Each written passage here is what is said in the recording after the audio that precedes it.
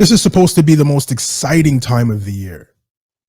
Right now, American Thanksgiving, Christmas is coming up, and we got the biggest tournament in the world, in world football happening, starting tomorrow, actually. But are we really excited? We'll talk about it after the intro.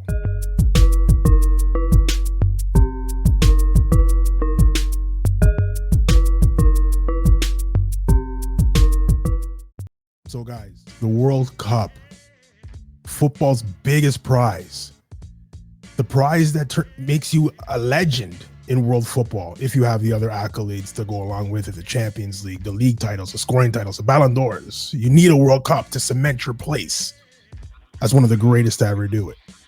This tournament starts tomorrow. I'm not excited. And when there was 60 days to the World Cup, it was like, okay. And when there was 20 days to the World Cup, it was like, okay. I thought, well, when it gets down to 5, 4, 3, 2, 1, okay, here we go, World Cup. World Cup's tomorrow. Okay. When do the Knicks play? When do the Ravens play? Don't get me wrong. Big tournament. I'm going to be watching, obviously, the games. I got 2 teams in it this year. There's some years I don't have any. I'm just watching it as a big soccer fan. But this year I got 2 teams in it. Got to juggle my work schedule so I can watch these games. But I mean, I remember the feeling that I had. I don't know if it's just because I'm getting older, but I remember the feeling I had when World Cup was starting, and it was I know I don't have that feeling for this one. I don't know if it's with all the controversy around how Qatar got the World Cup and Sepp Blatter coming out and saying what he said, and you know, the 2 major stars of this World Cup are now in their late 30s, or like what are we going to see? And I mean, in this episode of this podcast, I'm gonna give some predictions where I'm not gonna go through every group because, you know, for some of the groups aren't exciting. We'll see if we'll try to figure out if there's a group of death in this tournament. I'm not sure if there is. I mean, don't get me wrong, there's some good groups here. But a group of death where 3 of the 4 teams should make it out, I'm not sure if there is one. So we'll get into all of that as well. We'll also talk about a little bit of these guys here. I don't know if you can see the cannon. Where should I go to see the cannon? Yeah, these guys right here. Oops, this side. These guys right here. I mean, what a start to the season. What a start. If you had told me that these guys would have been in 5th place going into the World Cup break, I would have been like, thank God. But to be in 1st place in the EPL, battling Man City, 5 points up on Man City, by the way, 5 points up on Man City. You know, even if you look at it where we play Man City twice and we lose, we'll still only be a point up on us. If everything goes as it's going, if we play Man City twice and lose, they'll only be a point up on us. And a slip here, a banana peel there, an away trip to wherever, and they drop points again. And of course we have to keep up the same clip, which I don't think is sustainable. As an Arsenal fan, I'll be quite honest with you. I don't think it's sustainable unless they strengthen in January, which is what they said they're going to do. Because if anything happens to any one of those players, this is not 2019 or 2020 Liverpool, where they only had 11 players and all 11 players were healthy the whole season. And that's how they won the league that year. So, I mean, we run into any type of injuries with any one of the starting 11, it's going to get deep. Gabriel Jesus goes down, it's going to get deep. Xhaka goes down, Partey goes down, it's going to be deep. I think we have enough cover at the fullback positions because Zinchenko went down for a little bit and, you know, we didn't skip a beat. But main players like Gabriel Jesus, Saka, like I said, Partey, Xhaka, those guys go down, they might have an issue. But again, what a start to the season. Let's just get into it right now. Anyway, we'll talk the World Cup the second half of the show. But the start of the season for Arsenal, incredible. incredible. Like I said, you tell me 5th place at the World Cup time with a shot of making top 4. Oh man, I'm on cloud 9. To be in first place is something else. The players that he's brought in, like right now, I don't have any issue with Arteta and Edu, what they're doing. And when I say I don't have any issue, I mean they can bring in anybody. And I'll say these guys know what they're doing. They could bring in someone I've never heard before, never seen play. It doesn't matter. I hear the name. Who's that? Doesn't matter to me with what they're doing. I trust them. No problem. And I know you guys listened to the podcast before. You were Arteta out. You were Arteta out. Of course I was. Of course I was, based on the results and based on the way that we were playing.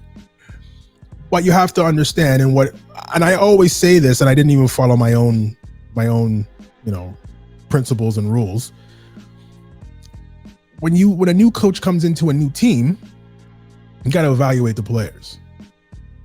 So you look at the players that they had on Arsenal. The 3 coaches, all the same players. They went through 3 coaches. These players got 3 coaches removed from their positions. So for me to think Arteta would come in and magically change Mesut Ozil into a chasing, tracking back midfielder is crazy. Mesut Ozil's going to do what Mesut Ozil does. Aubameyang's going to do what Aubameyang does. Lacazette is going to do what Lacazette does. These guys are going to do what they do. And Ozil and Aubameyang, they don't put in the biggest shift. I think they're an asset to your team at sometimes, but they don't put in the biggest shift for me. Mesut Ozil's knock is that he's lazy. Now that he's gone to 2 other teams since he's left Arsenal, and the narrative's the same. He's lazy. Don't want him on the team. Get him out of here. Aubameyang, same thing. He's maybe not lazy, but just not interested. We'll say not interested, and you can see that in the play at Chelsea as well. He started off gangbusters at Barcelona, and for those of you out there that say he went to Barcelona and he started scoring, let's break down the goal scoring. Hat trick in 1 game, 2 goals in another. He scored 7 goals in 9 games. But like I just told you, hat trick in 1, 2 goals in another.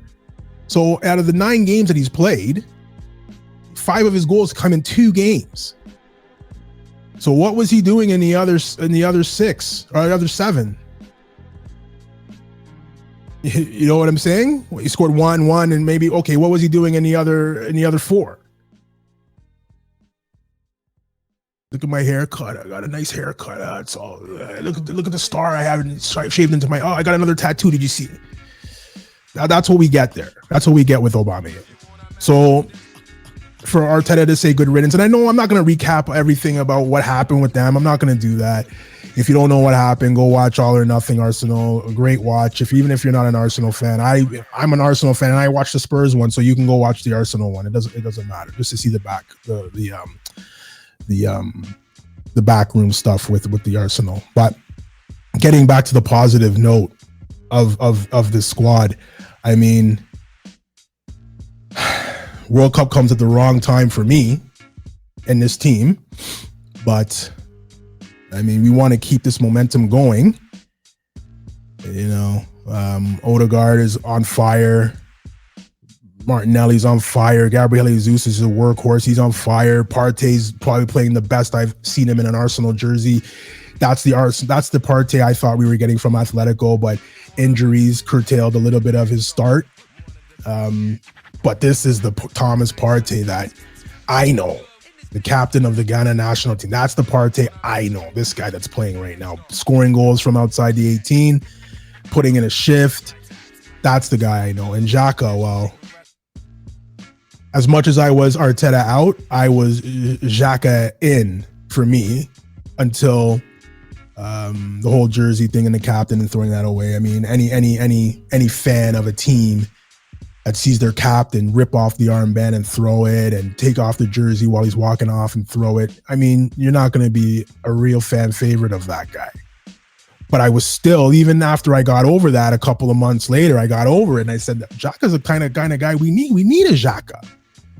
He's playing in the wrong position. He can't be a 6. He can't be that the sweeper for the midfield. Can't be. It's not fast enough to play there. So now you're bringing in Thomas Partey, which allows Xhaka to move further up the field, and look what we get now. When he plays with Switzerland, he's the man of the match almost every single game. When he comes back to Arsenal, he wears the goat horns half the time. How is this possible? Because he plays higher up the field for Switzerland and is able to dictate the game. He's not relied on to be the last guy to tackle. That's not his role. Arteta comes in, sees that, hey, that's not his position. Let's move him further up the field, and this is what you get. So again, kudos to Arteta and Edu and what they're doing with this squad. Kudos to Xhaka for battling through it. Now Xhaka has a song at the Emirates. Can you imagine? 2 years ago, he has a song at the Emirates now. The away fans sing his name at away games. I don't know if you guys saw the interview where he dropped the F-bomb during a live interview after the Chelsea game, but the fans are singing his name now. So it shows the type of character that Granit Xhaka has. So, I mean, that's 10 minutes of the Arsenal. I can go on forever and ever and ever. But again, like I started this podcast off, the biggest tournament in world football is starting tomorrow. Are you excited? I'm not. Maybe that feeling will change when Canada plays. Maybe that feeling will change when Ghana's playing. Maybe that feeling will change when we see some upsets. I mean, what Gareth Southgate is doing with that English national team is beyond belief. I I saw the 26-man roster he was taking, and I was just like, I don't know. I don't know what you're doing. He said he was going to base his picks on players in form. And then he comes out with the 26-man roster, and some of those players that he picked don't play, are not even in the starting lineup for their club team. 2 of them are injured. It's just, one guy's only played about 40 minutes. He's played one half of his club games. That's Calvin Phillips. He played 43 minutes or 53 minutes or something like that the whole season. But he gets picked. Harry Maguire got picked. Luke Shaw got picked. Kyle Walker's hurt and got picked. So I don't know, man. I don't know what players like Ivan Toney. I don't know what players like, and I saw something yesterday. I think Paul Merson, former Arsenal legend, former Arsenal player, Arsenal legend, said if you're willing to risk taking Calvin Phillips and Kyle Walker, who are injured, why don't you just take Reece James? I'm going to say Reece Nelson. Reece James from Chelsea. Why don't you take him? I mean, the Grealishes, the Mason Mounts, the Phil Fodens, okay, they're good players, but I mean, are these guys on the world stage? Are they the greatest? I don't know. You got to take the English media with a grain of salt. So they'll tell you that if they all hate Neymar. If Neymar was English, he would be the best player anyone's ever seen. Don't not even a debate. He's like they do with guys like Phil Foden and Mason Mount. Average players for me.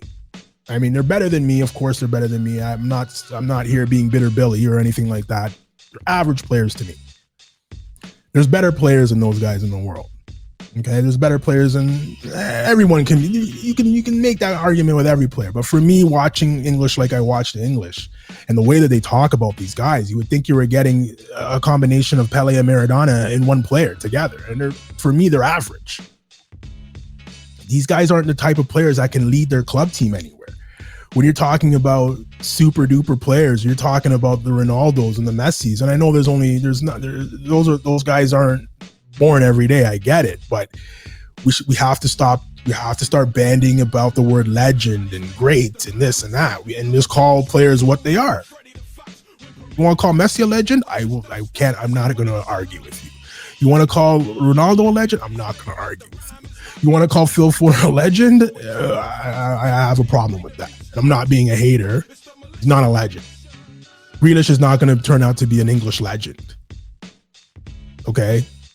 Harry Kane, Is he the best striker in the EPL? I don't think so. Is he the best English striker? Yeah, could be. But English-born striker, I should say. Yeah, it could be.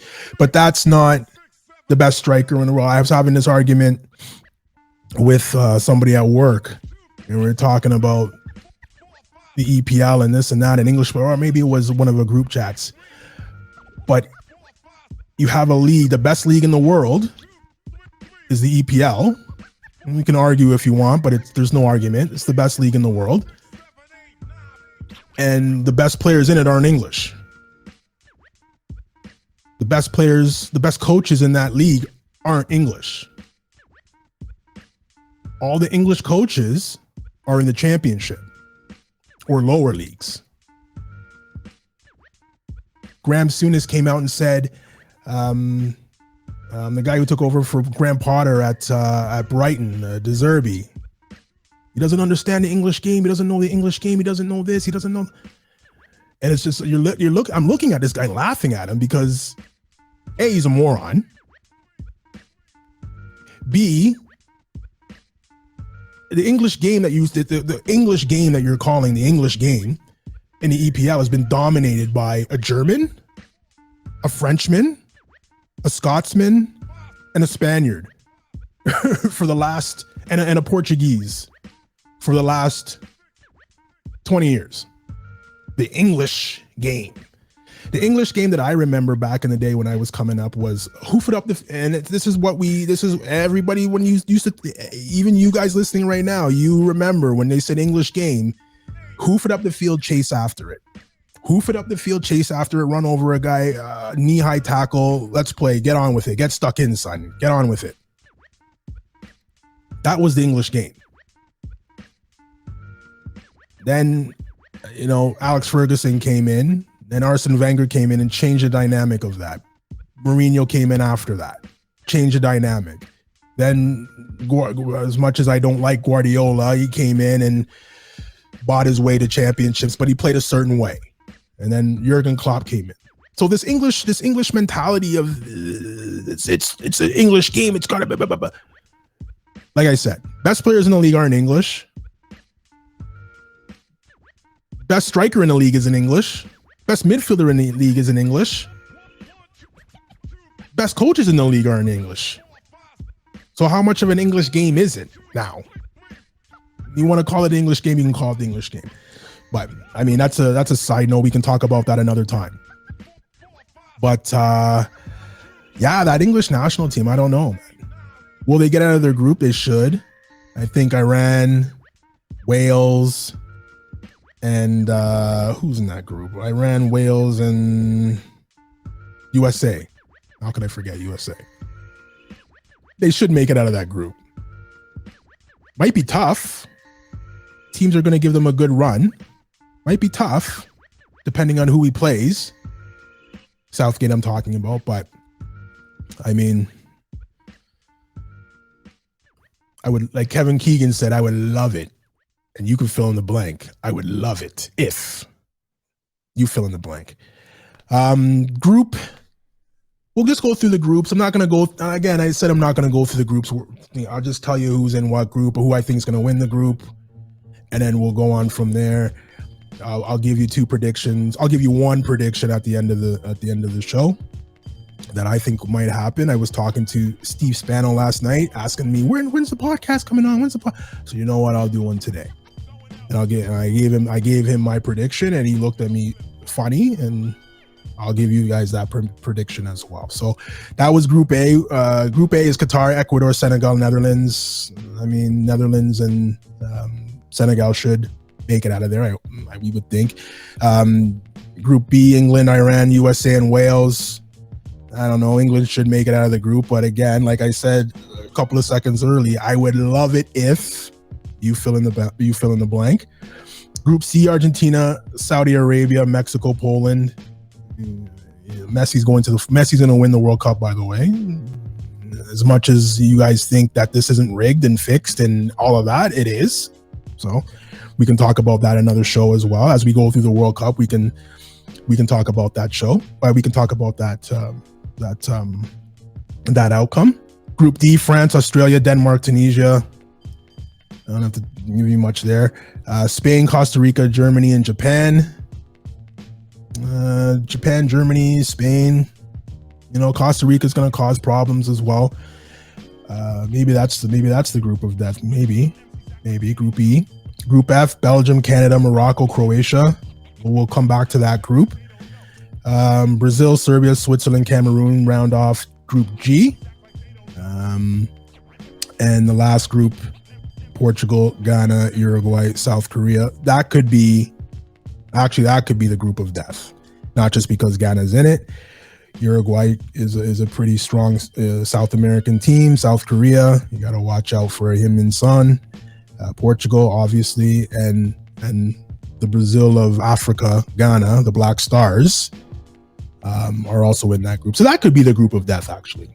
I wouldn't be surprised to see any one of those two teams make it out of that group, or any one of those four teams actually win the group. I can't.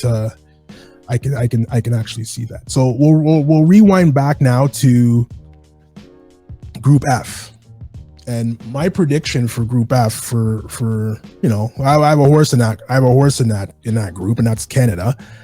I was telling my goalie yesterday, Steve Spano, that I kind of backed off one of my predictions. I said Canada would beat Belgium, but I backed off of that a little bit as to Canada won't lose to Belgium.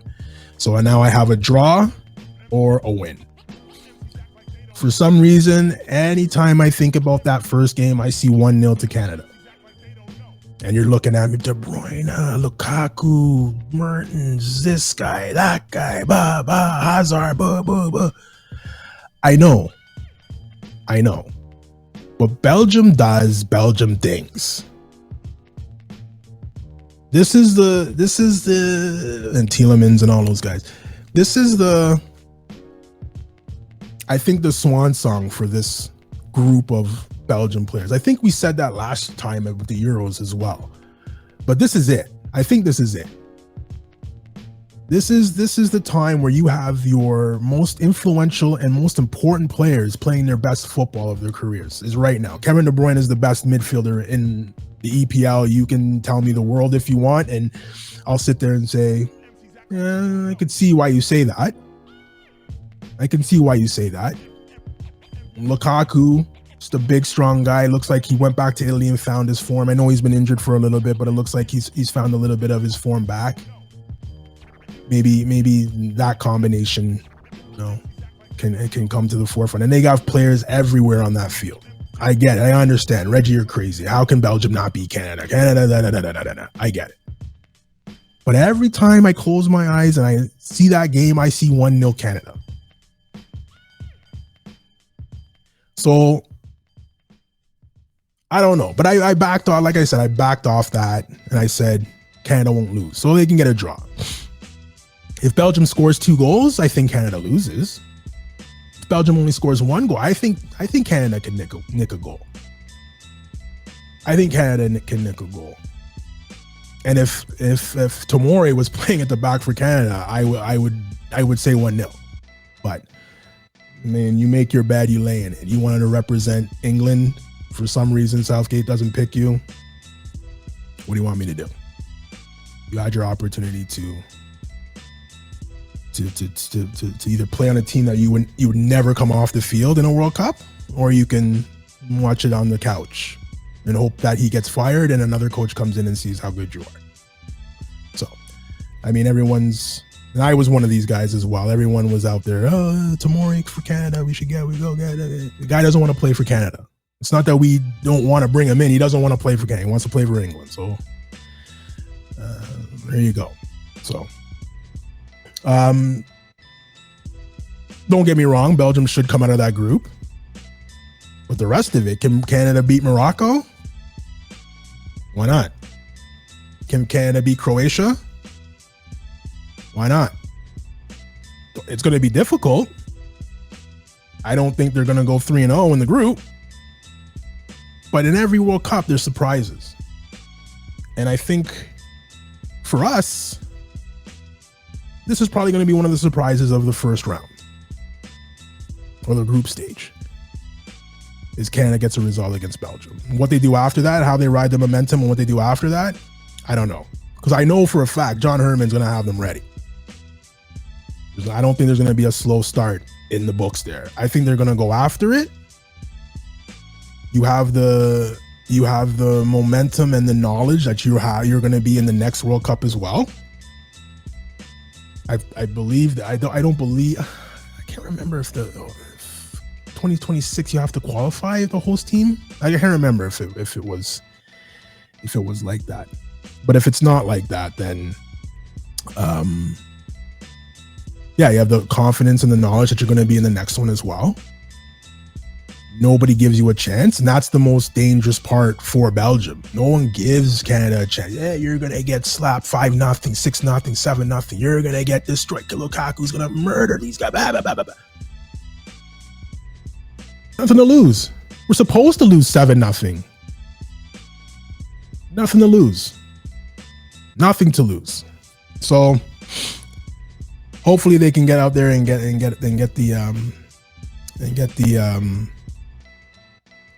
the result. Again, I backed off my 1-0 prediction, but if it comes true, I still said it. So, but the whole thing this past couple of weeks is Sepp Blatter came out and said that Qatar shouldn't have got the World Cup. A World Cup in November, because if we played it in June, the players would probably die on the pitch. It's so hot. How you put a World Cup in a desert, beyond me. Well, I know why. Dollar bills. I get it. It's fine.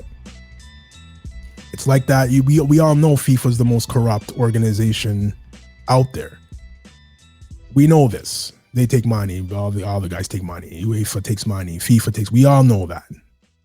But this was blatant, out in your face. Qatar's going to buy the rights to get the World Cup. I believe, I think I saw something on the internet. They to get all the votes that they needed to. I'm not gonna listen. This is what I heard on the internet. They bribed everybody to get the votes, and people are going to be saying, "Yeah, Reggie, no kidding, they bribed everybody." But I mean, I don't like to say people are bribed, but I mean, there has to be a reason for a World Cup happening in November. A Winter World Cup, never seen in my lifetime, ever. I don't think there's ever been. There's never been a World Cup in November. So, which is going to play havoc on club teams as well, because, you know, when you really sit down and think about it, they're only really playing, if you go to the World Cup finals, I think it's only 6 games you play if you go to the finals. So some teams are going to have players that are going to be back from the World Cup after the group stage. So they can take their, of course, 2 weeks off and still rejoin the team in the EPL, especially for the Boxing Day fixtures, because the World Cup ends on the 20th, I think, of December, and 6 days later the league EPL starts again on Boxing Day. Every team's playing. So your coaches are hoping their players do. I'm sure they're hoping their players win the World Cup, and there's some coaches out there saying, "Yo, just get back after the group stage. Don't worry about it. Take 2 weeks off to, recharge, recoup, and you can join us back at our warm weather training sessions and wherever we are, and then you can get ready to come back and play on Boxing Day." I think Arsenal plays West Ham on Boxing Day. So, for example, if Brazil goes to the final and Gabriel Jesus is scoring up a storm there, he's going to be playing in that game. So the odds of him coming back to England and playing on the 26th, maybe not so much. And we have a title push now. So lots of games, lots of friendlies, lots of training matches. I think I saw Switzerland played somebody just the other day in a friendly. World Cup starts 4 days later. And they're still fine tuning, playing friendlies. Lots of games for players. lots of games for important players for their club team, obviously, because if you're one of the best players in your country, you're at the World Cup. And if you're that good, you're an important player on your club team. So lots of injury concerns, because those games aren't just training matches now. It's the World Cup. Guys are in it to win it. Those tackles are going to be full-blooded. So you just hope that the players that are important to your team don't get any injuries. Now, if you were going to sit there and tell me, okay, the World Cup ends on the 20th of December, I believe it's the 20th of December, in and around there, and the leagues don't start back until January 15th, then I could say, okay, no problem. But it's literally, if I don't even know if this is possible, but if England plays Brazil, we have 4 players in that game. 5 players in that game. 5 important players to our team in that game. And then 6 days later, we have to play West Ham, who probably have 3 players of their whole squad going to the World Cup, while we have 10. So, and this is where it comes in, drop points, right? You're battling Man City, you're up 5 points on Man City, you're battling them for the EPL title. And, every point after that's going to count. There was a year where Man City and Liverpool were fighting back and forth. I think Man City won the title by a point. And that's where drop points come in. That tie at the beginning of the season, that loss at the second game of the season where you lost, that comes back at the end to bite you. So for teams and clubs to sit back and look at this, and I know Arteta says all the right things. Oh, I hope one of my guys wins the World Cup. I hope. He's sitting there saying, please, please come back after the group stage and don't get injured, obviously. But there's players like, I know we talked about this on the podcast before, there's players that are playing in leagues, and I'm not going to say any league's a farmer league, or I'm not going to say any league is less than this league, less than that league. I'll tell you that the EPL is the best league, but I'm not going to tell you that Serie A and La Liga and Liga and Bundesliga and MLS, or I'm going to rank them in this order. I'm not going to do that. But there's some players on some leagues that, chilling. They're chilling, and so they're going to be a little bit more healthier. There's not many miles put on their legs this season compared to a Partey, a Xhaka, or someone like that who's played every minute of every game. Europa, he has to play Europa League because we don't have cover for him. Elneny was hurt, so he has to play there. He has to play in the EPL, and again, that's a full-blooded league as well. So, I mean, some guys, some teams are going to have players and they're going to come back fresher than some of the players that play prominent roles on their national team and play prominent roles on their club team. There's some national teams that didn't make it into the World Cup, and I'm not just Italy, but teams like Norway didn't make it. So Haaland, where's Haaland? Haaland's chilling in Dubai, feet up. I get to rest. I might have had a knock here, a knock there. I think he had a knock. That's why he wasn't starting those games. But now I get to rest it. Now you have a fully charged, ready to go Haaland when Man City picks up and comes back. Belgium does Belgium things. So Belgium might not make it past knockout. Might get bounced in the quarters. So De Bruyne is back, chilling now. Resting a little bit here, resting a little bit there.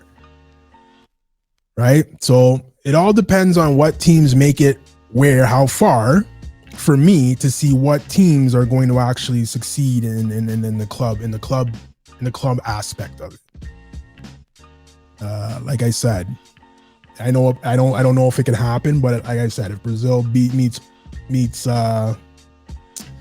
England, 5-6 players in that game, not just sitting on the bench, they're playing in that game, in the final game, 6 days before the league starts back up. It's very weird timing for this World Cup. I understand why FIFA wanted it, Sepp Blatter wanted it, all the presidents of the different of the different federations wanted it because they got their pockets lined and they don't care because they're not playing. But these assets of the players and the out there playing, giving their all, you're going to start seeing injuries. And injuries happen because of muscle overuse. And I think with Champions League, Europa League, especially in England, I'm going to keep it to England because that's where my team plays. But Europa League, Champions League, FA Cup, Carabao Cup, league games. You got to get these league games in we got to get a certain amount of league games in before the World Cup starts. So might have to double up on a Wednesday and then you play Sunday again. And then the next Thursday you play Europa League. And then you got a Carabao Cup game on the Saturday. And then we have to postpone your Sunday game to play that on Wednesday. It's too much. It's too many games too quickly. And you stop, fly halfway across the world to go play in a tournament in crazy heat. Play full-blooded games there, come back, maybe take a week and a half off, and then get right back into it again. You're not gonna see the injuries now, but when it comes down to March, April, when you're playing in January in the cold weather now, you've just been in the desert for a month. Now you're coming back to play in London in January and December, beginning of January. That's when you're going to start to see the injuries, I think. Hopefully not, but I mean, you're going to see a major injury happen to a major player in the EPL. Not wishing for it, but I'm telling you that's what's going to happen. So, again, World Cup starts tomorrow. Not really that too much excited. Again, it probably changes when Belgium plays Canada because I'm interested to see what happens there if my prediction comes true. When Ghana plays Portugal, I'll be right there watching that as well. But I mean, the excitement of the World Cup, everyone should be excited. I went to soccer last night and no one's really talking about it. No one's really talking about the World Cup. And I remember years past, everybody was, oh yeah. I don't know if that's because, major clubs, major national teams aren't in it. But I mean, it's always good when Italy's in the World Cup because where I live and who I play soccer with, it's a large Italian community, or where I used to live, it's a large Italian community, and everyone's excited there. So now you see the flags, you see the people, you pass by a bar when Italy's playing, it's crazy. It's usually in the summer, so the patios are open and people are out and But I don't know about November. It snowed last week here in Toronto, so I don't know how many people are going to be out on patios watching this football, but I mean, like I said, I was at soccer. No one's really talking about it. So hopefully it turns into a tournament that, is good. We'll put the politics of the tournament aside and let's hopefully we see some good soccer. So, I mean, guys, that's my World Cup preview, my World Cup thoughts, my thoughts on my club, the Arsenal. So every week after a round of games, we'll do a recap, see what happens, and hopefully, my prediction comes through with Canada. My parents actually live in Ghana now. I was talking to my mom the other day. They're excited there. That's a long time since Ghana's had a good team in the World Cup. I'm not just saying they could possibly win the group just because, it's my heritage or my from my parents, but they actually have a good enough team to win. Thomas Partey's on form. The signing, not the signing, well, the getting Inaki Williams to, come in and say, Spain's not going to pick me. I'll go play for Ghana. So Inaki Williams up top. I have Tarek Lamptey from Brighton, English-born Ghanaian, is now on the team as well. Coupled with Thomas Partey, the Ayew brothers. Don't get me started on Jordan Ayew though. Oh my God. But anyways, his brother Andre is there now, is still there. So pretty good squad. Great squad. Daniel Amarte from Leicester's there at the back. So, I mean, it's going to be very interesting to see how they line up, and the challenge of playing a team like Portugal, who have household names at every position. So maybe I am getting a little excited for the big games, we'll say. So maybe the knockout round rolls around and Reggie's back excited again about the World Cup. But Qatar, Ecuador, I hope that game's not going on during the Ravens game, because I know what I'll be watching tomorrow. So guys, if you're watching on YouTube, thanks for watching. If you're listening on Spotify, iHeartRadio, Apple Music, TuneIn, Player FM, thanks for listening, and I'll catch you next week.